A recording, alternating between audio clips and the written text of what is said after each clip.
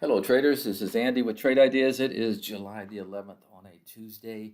Real quick, taking a look at the markets here. You can see the SPY here holding that 20 period moving average. That's what you want to keep an eye on. If it closes below that 20 period moving average, could get a little droopy and may want to trade down to that 50.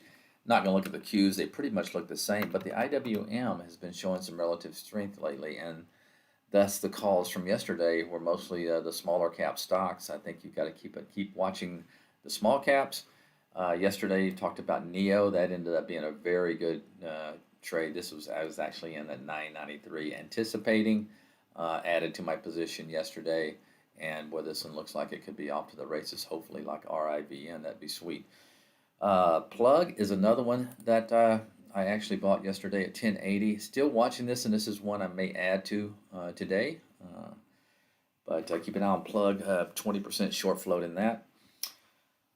Let's see, NVTS is on the list today, and you can see what I'm seeing here. You got a nice little shift, pivot level right here that it's kind of fighting to hold right at $10 level.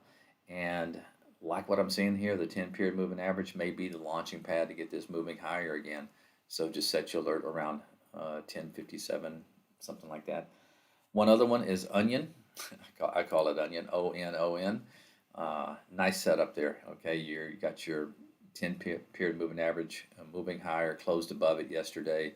Maybe just set your alert around the 3275 in ONNN. And I got time for one more. Maybe let's take a look at pins.